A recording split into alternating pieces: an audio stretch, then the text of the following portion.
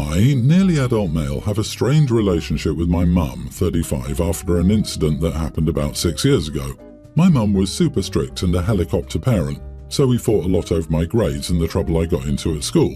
She had essentially abandoned me, signing over custody to my dad after I told her something along the lines of, "I hate you and I wish I lived with Dad."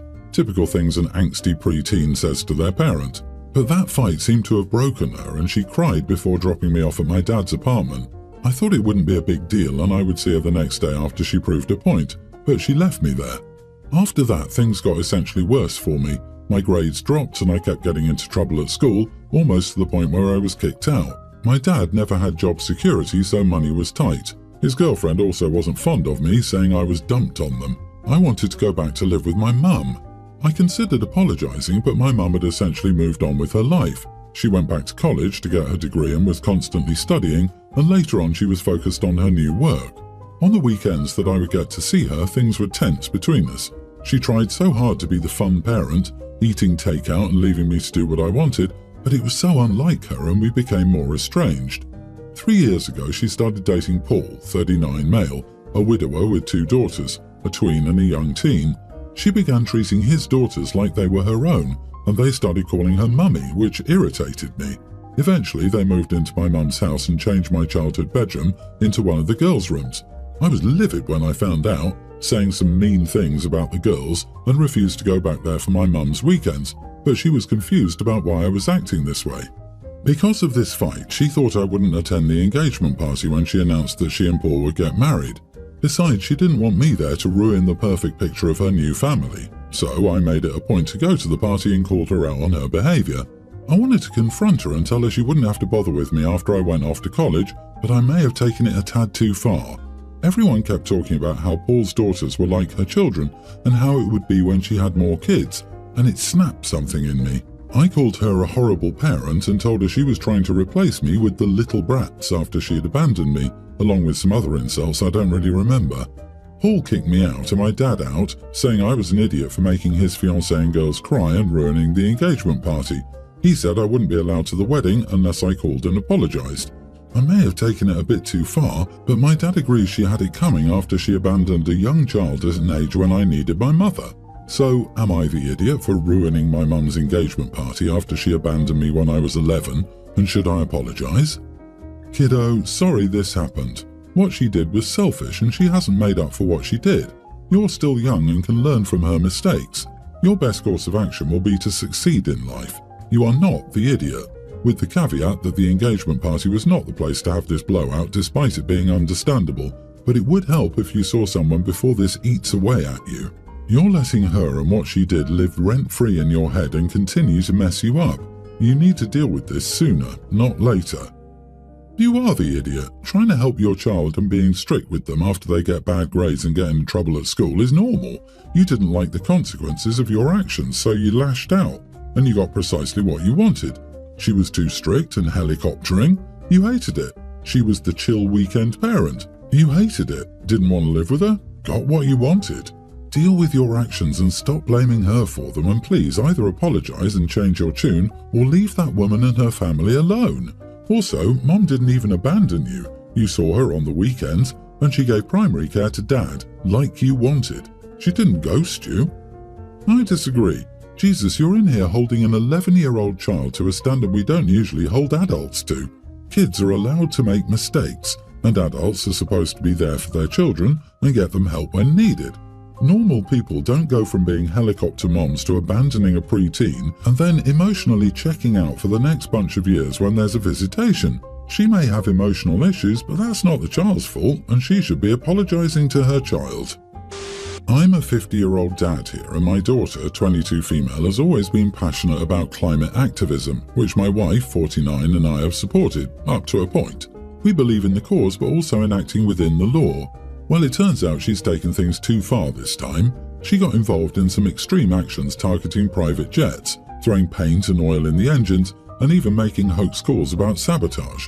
They were recording their acts, probably for social media, but got caught by airport security, leading to her arrest along with her friends. She called us from jail, probably expecting us to bail her out or get her a lawyer, but I told her she'd have to deal with the consequences of her actions herself. After a long talk with my wife, we've decided not to intervene. She's been charged with a slew of serious crimes, including vandalism, trespassing, filing false reports, and potentially even more serious crime due to the nature of the hoax calls. These charges could lead up to 20 years in prison. It's a hard pill to swallow, and I've gone through a range of emotions. But at the end of the day, we've always told her that if she broke the law, she'd have to face the consequences. We never imagined it would come to this, but here we are. I don't feel bad for her, as harsh as that sounds. She's an adult and made these choices, fully aware of the potential outcomes. If she ends up serving time, it's a result of her actions and hers alone. Am I the idiot for not helping my daughter after she was arrested? Oh boy, 20 years. I know you're not looking for sympathy, but hug her mother for me. From one mom to another. I can't imagine what you two are going through and how hard this decision is for you. I'm very sorry you've had to make this choice. You are not the idiot. Personally, I'd have to get my child a lawyer. I wouldn't bail her out of jail though, even if I disagreed with anything she did that would land her in prison. I genuinely feel bad for everyone in this situation. If people who feel that passionate were encouraged to find solutions instead of some encouraging this behavior, more could be accomplished. There's a girl in Louisiana who figured out how to turn broken glass into usable sand, a girl in Africa who turned old shoes into materials for building, and someone else who figured out how to recycle old clothes. We must encourage them to find solutions, not throw paint and oil in the engines. I can't believe she was fool enough to record herself committing the crimes. I'm shaking my head. What is wrong with people like that? You can't claim you're not guilty when those recordings are shown in open court. She may as well plead no contest because she ain't getting off with evidence like that. I'm sorry, OP, because it's your child, but your child showed a stunning lack of judgment and incredible stupidity. Don't get me wrong, climate change concerns me greatly, but that doesn't make it okay for activists for any relationship until she suddenly flipped the switch in her senior year and was also poisoned against me. When Sarah was applying for college, I didn't want her to go far because she had book smarts but lacked common sense, and I didn't want her to fall for scams. I even offered to buy her a car if she lived with me and commuted to a local school. But Sarah said the local programs didn't have what she wanted. I found it insulting because I went to a local college, and despite what my ex thinks, I'm highly educated without some PhD. Sarah didn't listen to my input at all. She and my ex barely involved me in her college application process, and my ex was extremely unhelpful. I would just ask basic questions like tuition, since I was going to spend considerable funds, and she would either send website links or answer the question.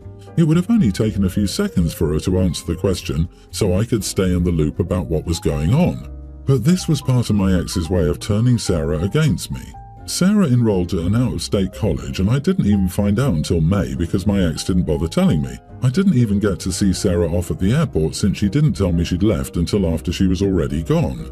I constantly text Sarah to ask how things are going, send her funny Facebook posts, and ask her to call me.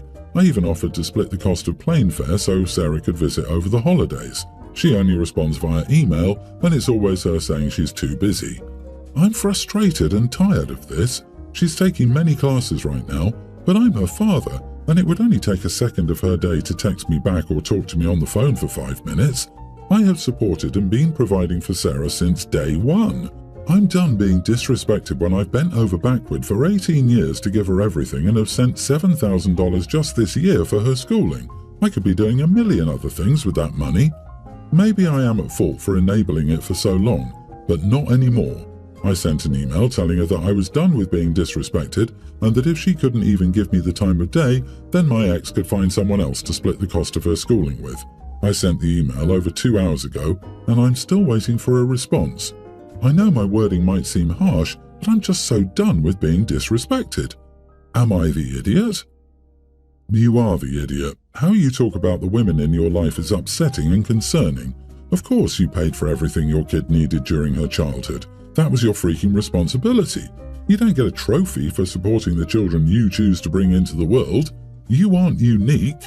Now that she's 18, you could cut her off if you wanted to, but you'd be stupid to think that she's going to come crawling back to play by your manipulative rules with all the hugs and kisses for her daddy. She'll do what most of us had to do. She'll take out loans to cover what you stop paying. You'll never see her again. Forget about her potential future grandchildren. You won't be their grandfather. I don't think your wife had to turn your children against you. You did that all by yourself. Exactly. Sounds like the ex didn't have to poison the kids against him. They just realized how terrible of a person he is on their own. Of course, classic narcissist. It couldn't have been the consequences of his own actions. And he bought food for them. How could he possibly be the ex? He's such a catch. LOL, he got mad that the ex didn't lay out exactly what their daughter was doing for college and only sent a link so he could educate himself, and said it was one of the things she does to turn his daughters against him. Like, what the heck? How can you even come to that conclusion? I have to read something. She's turning them against me. I wouldn't have expected much better for a guy who put signed their birth certificates in the list of outstanding parenting achievements. Update. It has been a day and my daughter has still not even bothered to respond to me. I am not going to just take this disrespect. I've received so many messages making assumptions about what kind of a father I was and attacking me for not enabling a disrespectful adult. I hope you will enjoy handing thousands of dollars every year to support the education of an adult who can't even be bothered to give you the time of day after you've done everything for them. Thank you to the few mature and reasonable people who understand I am not required to enable a disrespectful adult child. My mother-in-law scolded me a few weeks ago for not giving my mother more access to my son, an infant. That time, my husband told her we were the parents and didn't need her to interfere in our decisions for our son. He also told her that none of this was her concern and she should stay out of things when she doesn't know the full story. Mother-in-law tried to argue with my husband, but he shut her down firmly. 2 weeks ago, my mother-in-law brought this up when my husband wasn't present, and I told her that I understood she felt she was advocating for a fellow grandmother and mother of a grown child, but she didn't understand my mother.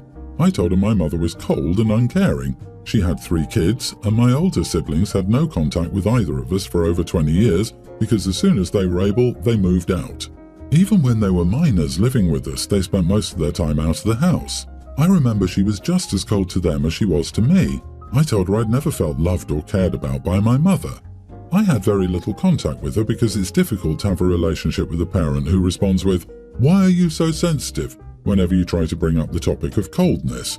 I told her my mother had accused me of being too sensitive and so emotional my whole life.